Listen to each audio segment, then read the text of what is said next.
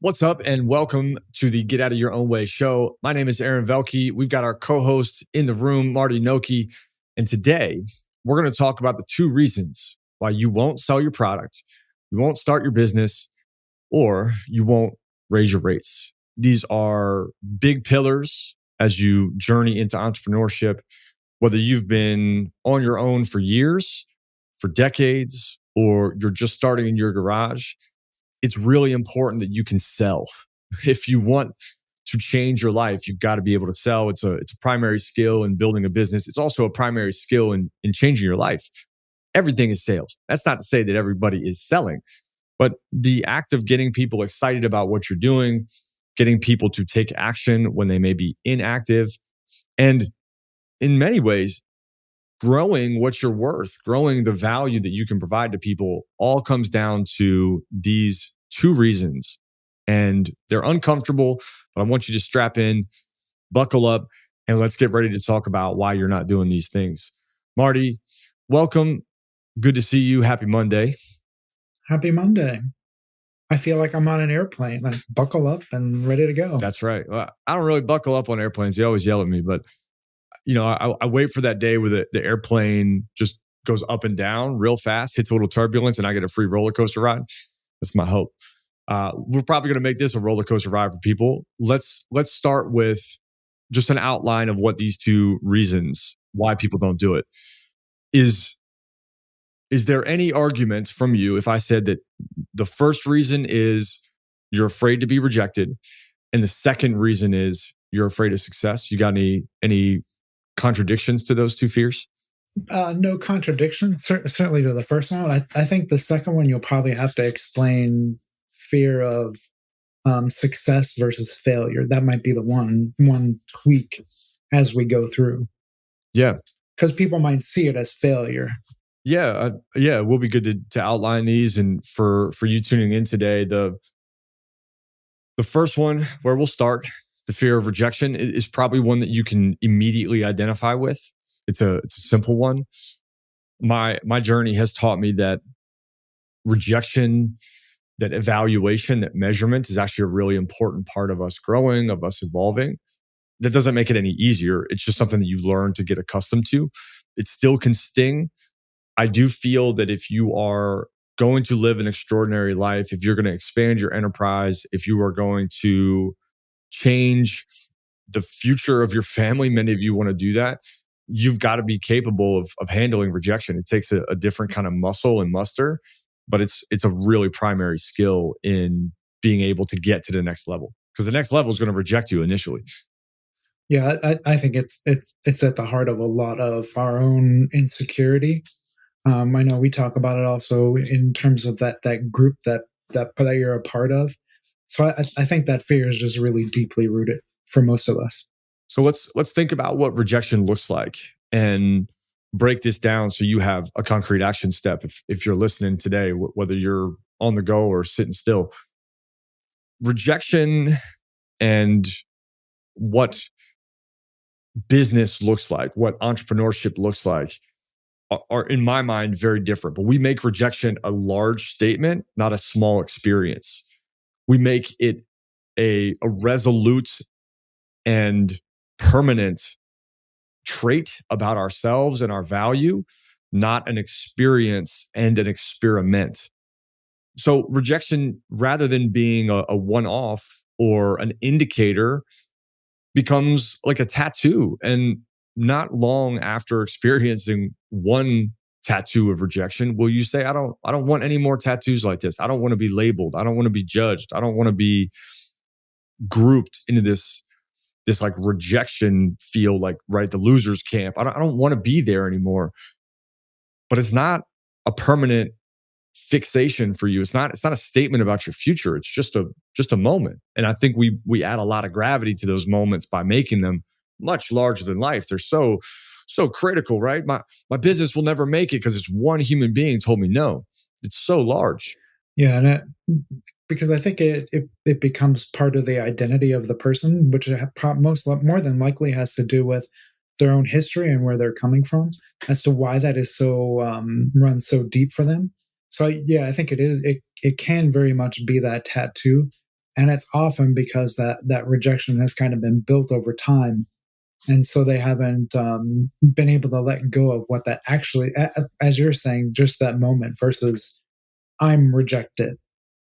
It's not a personal attack. Right. It definitely isn't. And look, whatever product you have, whatever business you want to start, maybe it's time to raise your rates because you're feeling stretched and stressed with all the interest and the capacity of the business. All of the changes that you want to make will come with some kind of rejection. That might mean that when you raise your rates, the first person you tell says, I can't do it, or it's not worth it. That's just something you're going to have to navigate. And if that becomes a testament of who you believe you are, then I got some news for you. You're in for a long ride. If the customer determines your value and determines whether or not you pursue your dream, it's going to be a long, bumpy ride as an entrepreneur. It's just going to be difficult. And I think the way we've done it, the way you've done it, because you've done most of it, is it almost becomes like a test, right? We don't just say, all right, we're going to raise the rates today. We test it and then go with it. And I think if we can reframe it, if people can reframe it, it doesn't have to be so ingrained in that value piece. Test it, just test it and see where it goes. You could always adjust. That's the great thing about it. You can adjust and adapt based on whether there is a demand for it or not. Yeah, there's plenty of ways to test and maybe reduce the number of rejections that you get. Sure. I also think that a fear of rejection is a failed commitment to iteration. It's a failed commitment to improving. You have to go after learning and improving by getting rejections. You almost learn, this is where I hate the rhetoric around selling, because it's often you either get a yes or you get a no, and then it stops. If you're getting yeses from customers or clients or prospects, then you're doing something right. And if you get no's, you're doing something wrong. And that understates the way that it works. The process is go get some no's, go get some yeses, and figure out what works. And if you don't get no's, if you're completely evading no's, then it's critical to go find where the boundary is, right? It's like a young kid that's learning what he can and can't get into. You're going to have to bump into some walls and fall down a couple times to realize, okay, customers don't want this. They don't care about this, but they actually are expressing a lot of interest in ABC. I'm going to focus on ABC. You need that feedback. Right. Yeah. Yeah. How do you even know what you're about? And I think we could speak to the growth of get out of your own way. It's not what it was a year ago when we first started doing it. It's adjusted and adapted based on where people are, based on what they're looking for and what they need. And so I do think that's the only way that you get there is it is that testing, and it's also get the no's and figure out what isn't needed or what people aren't looking for. Yeah. Yeah, there's a lot. Because you have to know and you have to know your audience as well, who it is that you're serving. That's right. There's a lot of assumptions that need to be tested. And if you're testing assumptions, again, I think this isn't an examination into rejection as a theme. It's a statement about the experimentation that is getting rejected. There's a process to building a really successful company or a really successful product, or building a side hustle so you can leave your job, or even raising your rates, where what we're actually doing is we're throwing out an opportunity and letting the world educate us. We're learning through the lens of our audience. And if there's a fear of that, if we're not interacting with our audience, my take is that, and I've been here because I did this for a long time. My reflection back on who I was a long time ago, I was fragile. So if someone told me no, it took me a long time to recover. And if that's you, here's something that you can do today. I want you to go on a sheet of paper and write down all the hard moments when you were young where you felt absolutely rejected, whether it was a date, whether it was class, maybe you airballed in gym class and everybody just started booing. it doesn't matter what the moment was. There has to be some kind of reflection back, because every time you get rejected as an entrepreneur, you're going to feel that sting again. It's going to feel like you're back in gym class. It's going to feel like you're back in front of the room, like your middle school dance date said no, or whoever you asked to prom like completely ignored you. Whatever it is, it doesn't feel like that's connected. But part of the fire that burns in entrepreneurs is, I'm going to prove people wrong. And if you keep getting no's, you're going to feel like you're shackled to the floor and unable to grow, because eventually you'll just quit. And there's some kind of dream that you've got where you got to get out of your own way and build this thing. Well, that dream's going to die. You got to feed it. You got to be willing to do it.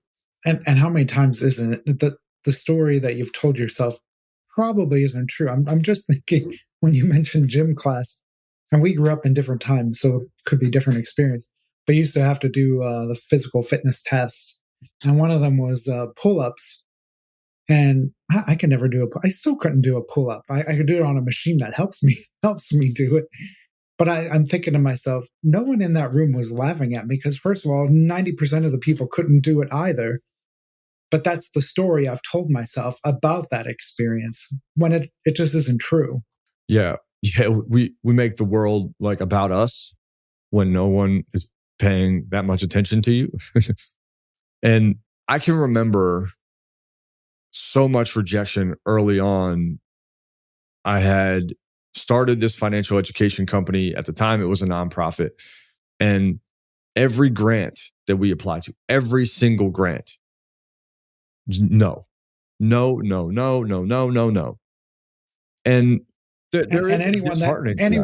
anyone that's applied for grants knows that's really part of that process. Getting a no. And it's brutal. I mean, I spent countless hours writing these proposals on top of one another. And to get that many no's is definitely disheartening. I'm never going to say that it's not disheartening. It's just a matter of what's stronger, your desire to win or your fear of rejection.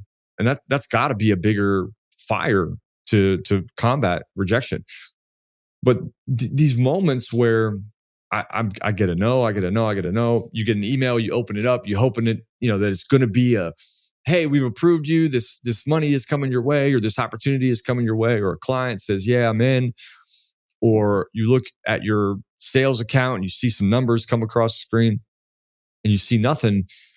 Those moments are very difficult. I also think that if you can step out of the little tiny world that you're in, where everything is crumbling, the sky is falling, there's like just hail and lightning striking you. And if you can zoom out a little bit, you can recognize that every entrepreneur started here.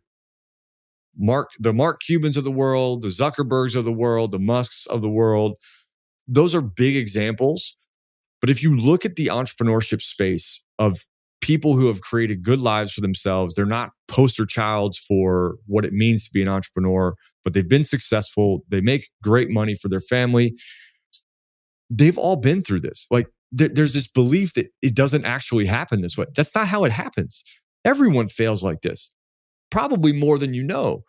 It just doesn't get talked about. And if you're afraid of it, then you're essentially unable to get to level 2.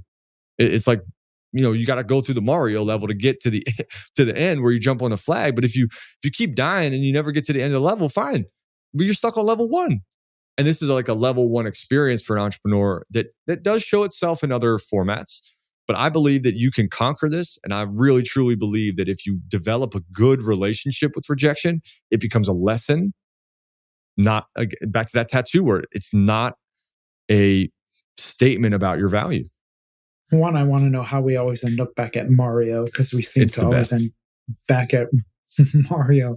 The second thing is, and I mean, I could do a short episode on this as well to give more, is it really, when you're operating from a place of pain, which is where that rejection really hurts, how do you deal with the pain that's connected with that rejection? Because that's part of the issue for someone. The other thing that I think is, in that saying of no and what feels like rejection, more than likely there's also a yes happening. You just aren't aware of it at that moment because you're so fixated on the no, on being rejected. And in reality, there's probably a yes that's trying to open up somewhere in the midst of that rejection, quote unquote rejection. I think that's a beautiful point. If you have not read the book, man, I'm blanking on it. It's about negotiation by the guy Chris Voss. Never Split the Difference.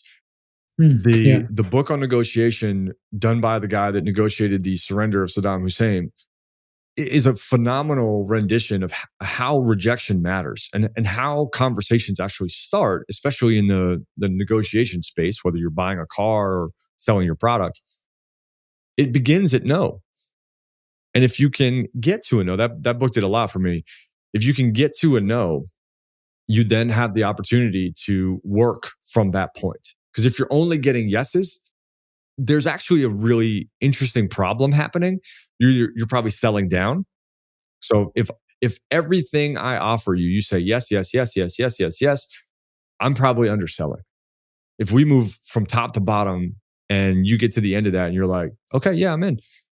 It's not that it doesn't feel good as a business owner. It's great. There's probably something I left on the table though.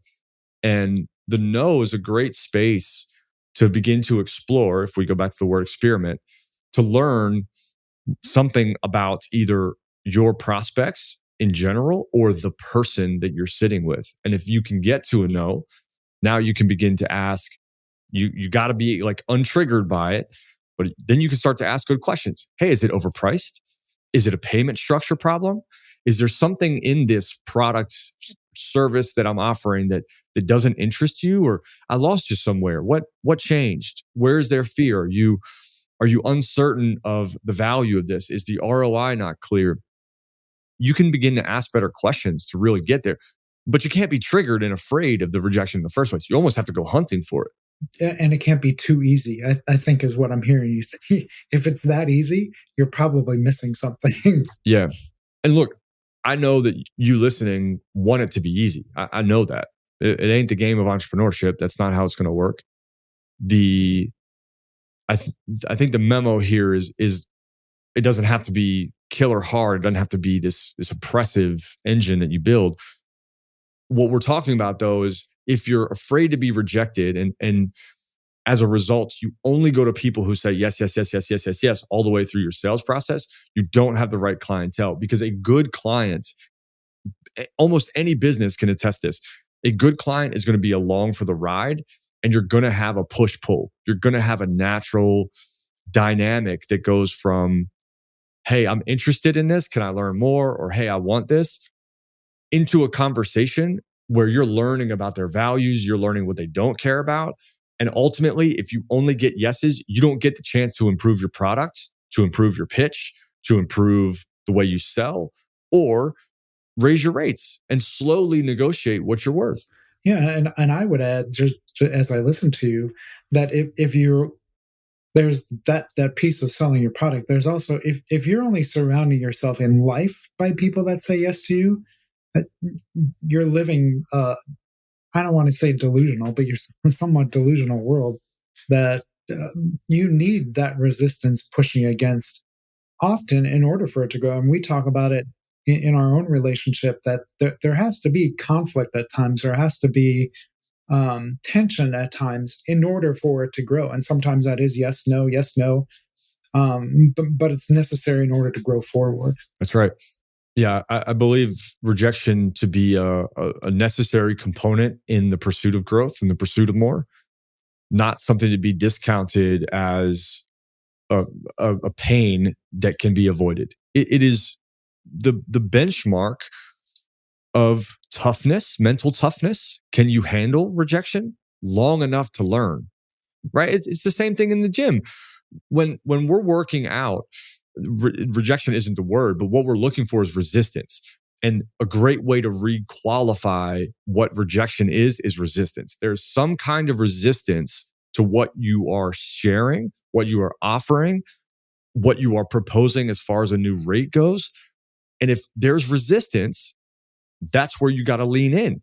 And if there's anything that I have learned through athletics that translates almost directly to entrepreneurship with very little need to recontextualize, it's that if in athletics you lean into resistance, the things that you're not good at, the muscular development, the atrophy that happens if you don't work on something, all of that. And you lean into resistance in entrepreneurship, the rejection, the process of selling, the customers giving you feedback that you may not want to hear.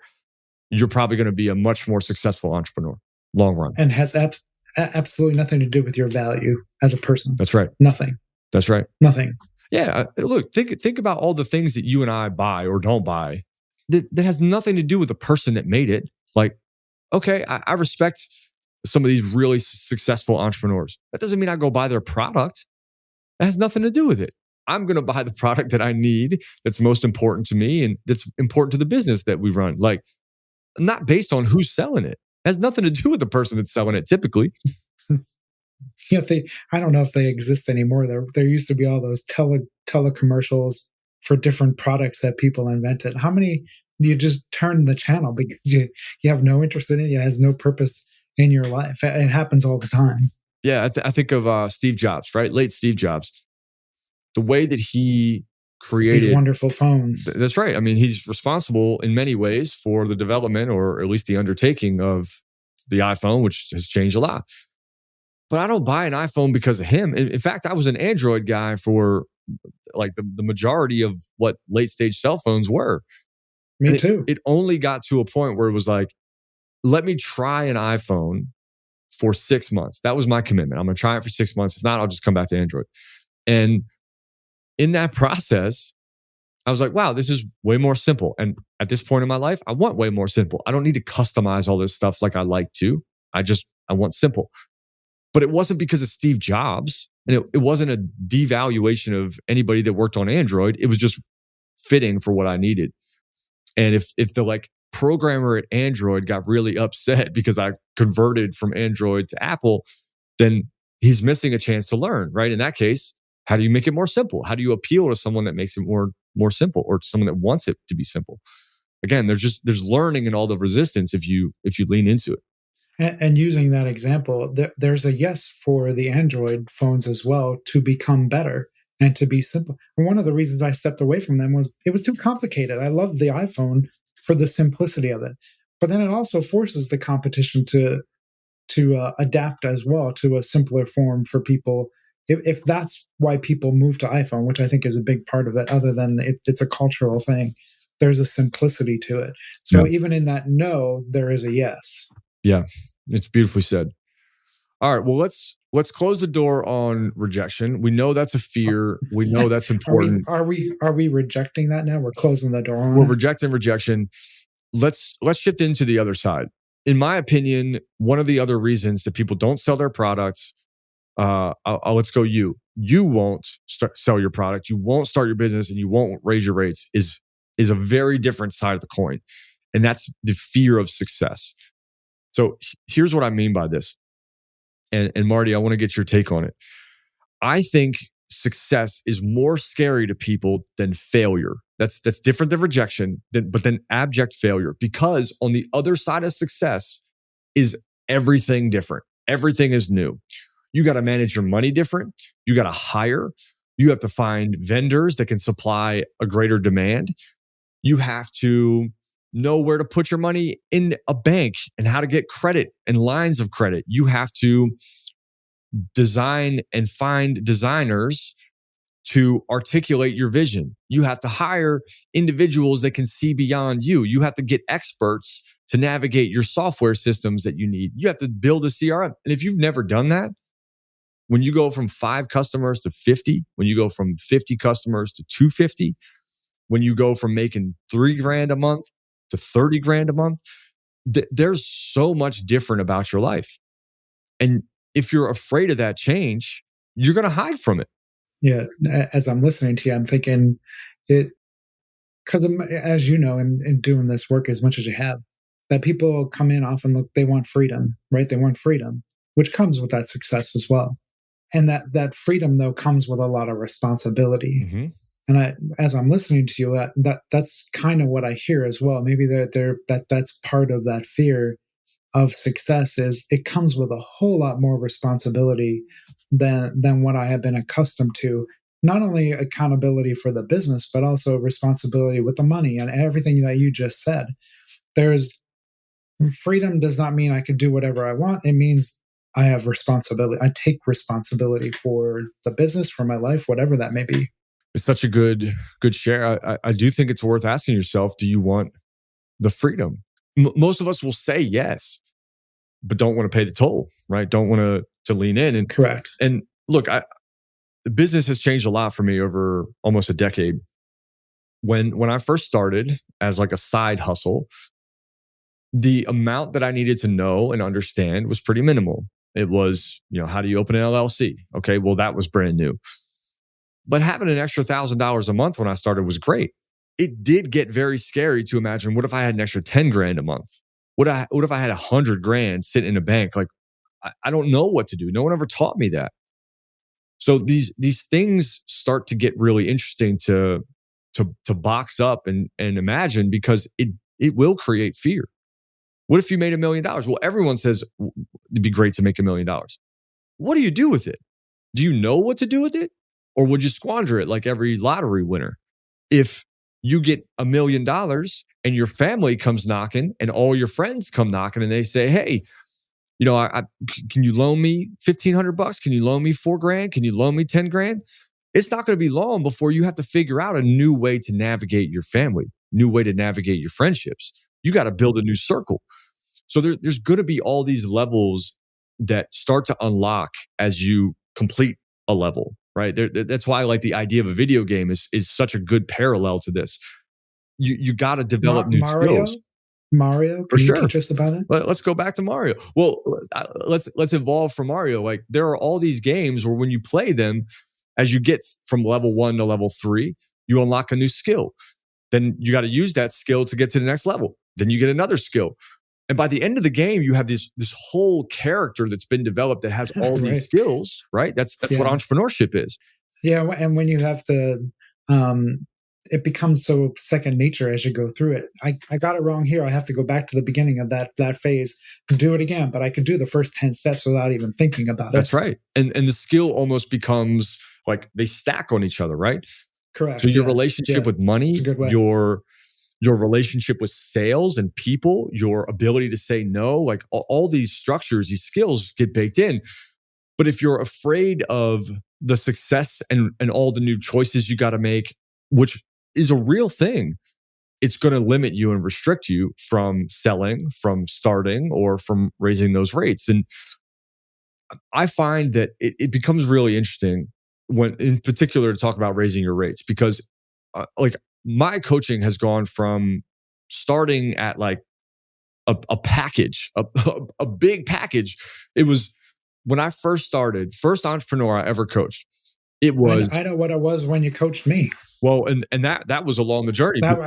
Yeah. This was, I don't even remember what year it was, but it was a call a week, many of which became meetings, like in person, and it was $400 a month. And it was like a 6-month or 3-month commitment.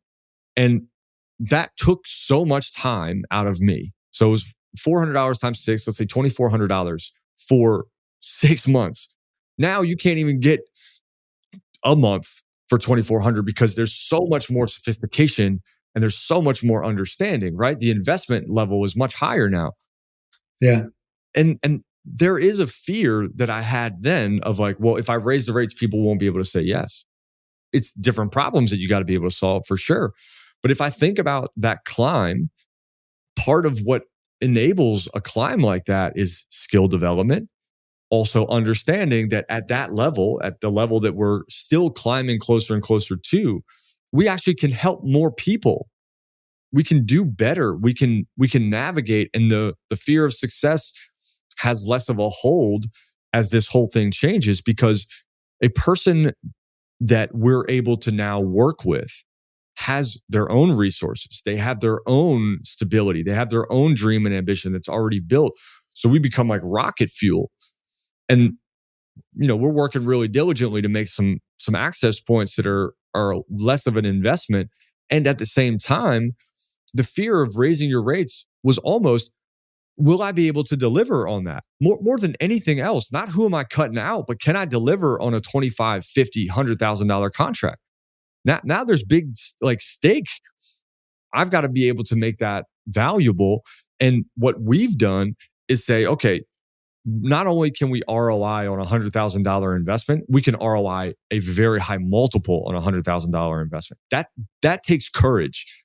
That takes crazy courage to be able to do. But if you're afraid of that success, it will never come because you'll never take the leap. Especially in our world, I think as well, in terms of the coaching world, because it's not a tactile product that someone's buying, right? It's about changing their life and transforming in many ways. So it's sometimes harder to, I pay this, I get this. That I think it's a lot harder in our world to do that. The other thing I thought of as I'm listening to you, and there's multiple layers, I think, to this whole thing. At the beginning, it can be very overwhelming, right? Because there's so many things, so many changes, that then it becomes about the fear of asking for help as well. And which I think is where we come in. We intentionally help people in that space because I want to move to the next level. Don't know how to get there. I have to ask for help. And so who are the people that can help you get there as well, in order that it doesn't feel so overwhelming, but you still want the success? Yeah, it's like a dystopian definition of success, right? Where we think we do it all alone. If you look at someone successful, they're surrounded, man. It's a team game. It is not an individual. Don't talk to me. I got this. I don't need your help. It's not that. Yeah, it's the interdependence that we talk about. Correct. And one of the fears that I had, and still to this day have to be mindful of, is will I choose the people around me correctly? Because there's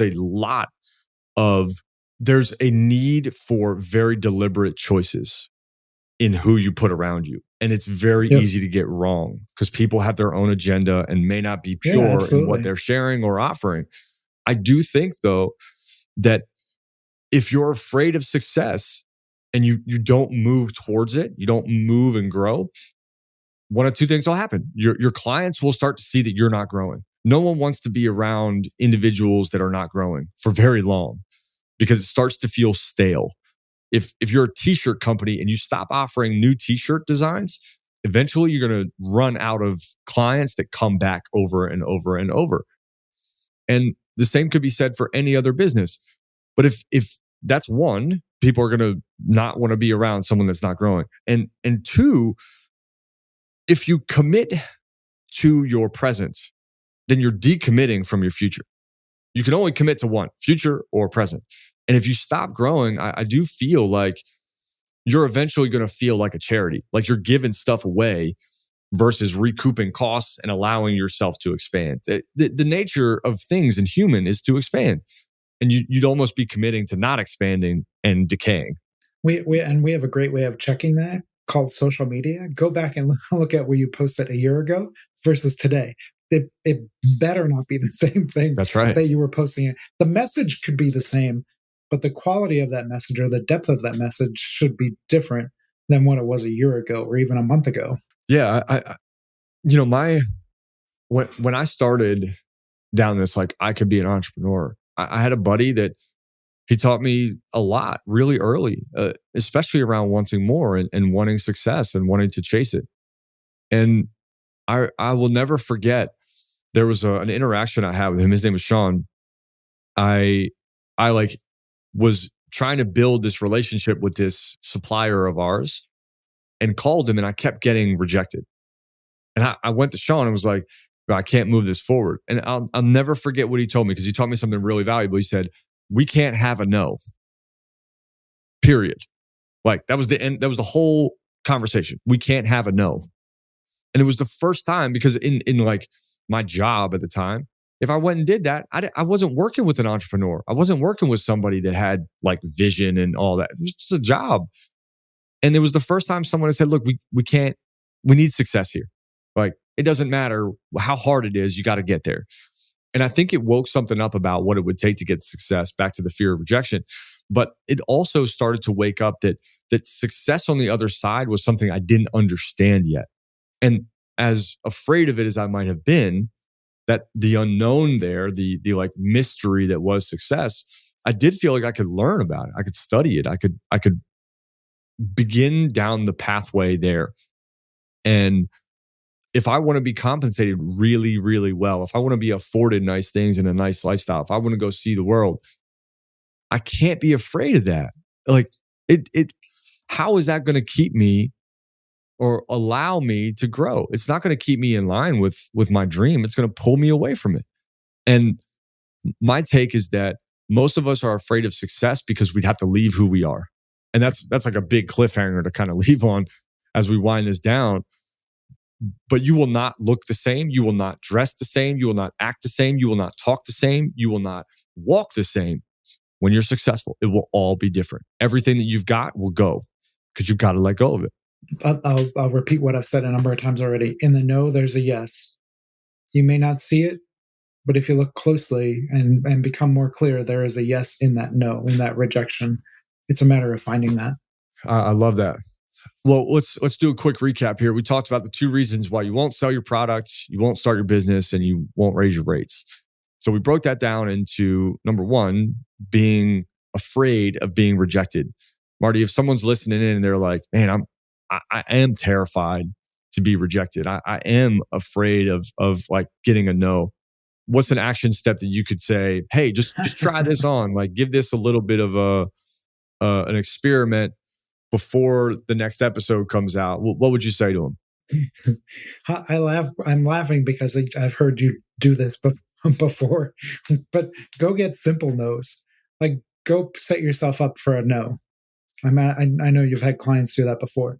You can go in Starbucks and ask for a Dunkin' Donuts coffee. You're going to get a no because it's built in. You're in the wrong place. Go do simple no's. Get simple no's. I love that. Yeah, that's such a good one to do. Go ask questions we'll get a no. Practice. Yeah. I'll add another one to you. If you're afraid of being rejected, one of the best things that you can do is write out the worst case scenario. Like let it be, because what's happening in your mind is bananas. Like, I'm going to get rejected. I'm going to have to live on a farm. No one's going to speak to me. I'm going to have to like make best friends with sheep and I won't be loved. That's where our mind goes. We just blow it up.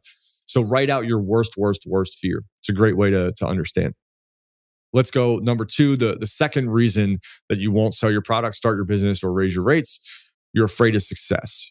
And this was essentially that on the other side of everything you want is a totally different life. Everything is different on that side. The way you talk to friends, family, the things you got to learn, all the different ways you relate to money, the things you spend on, the way you hire, it's all different. And if you're afraid of that change, you're afraid of all those different things that exist in that beautiful vision that you have, that dream of yours that you know is burning very brightly inside of you, then everything's going to look different. You're going to have to let go of what you know and who you are and how you are to be that. So Marty, same question. If someone is afraid of success, what's something that they could do between now and next episode to begin moving the needle and understanding how they can conquer that fear? I'll do what we do on our retreats. Write out what that looks like. You don't have to do anything yet. Just write it out. You'll begin to see, this is what I want. This is where I'm at. And we can come in and help you get to that place in an incremental way and in what might feel like a safer way than just being overwhelmed by it. Write it out and then begin to recognize that gap, and we can help you get to that space. Love that. I'll add that a great way to challenge someone afraid of success, I want you to complete this sentence. I'm afraid of success because, that's one sentence to write. Or if I really can push your buttons, I will not chase success because, and write out the reasons that you're not going to go after it. And you'll find very quickly that you can bring up some really good thoughts with that. As Marty said, if you're stuck, if you're plateaued, or like you cannot seem to break through this ceiling of yours, let us know. We've got great ways that we can help you get out of your own way. That's all in the brand. You know this already, but we've got lots of ways that we can help you move, help you break, help you shatter all of your limits, all of your beliefs, all of your patterns. and become the person that is successful and stop being afraid of rejection so that it becomes an experiment and life becomes a beautiful entrepreneurship game. So you can visit our website at www.getoutofyourownway.coach. You can sign up for a pattern discovery call. It's free, it's easy, it's light, it's fun. We'll also help you break down where the pattern is and get you moving. Whether you sign up for anything beyond that or not, we're going to make sure that you leave that call changed. So check out the website. This has been a phenomenal conversation about change and another interesting dialogue between visionary and integrator as we help you become the best version of you, expand your enterprise, build your business, build remarkable relationships, and level up your life. So, Marty, thanks for being here. And thank you for tuning in. We will see you on the very next show. Thanks for being here.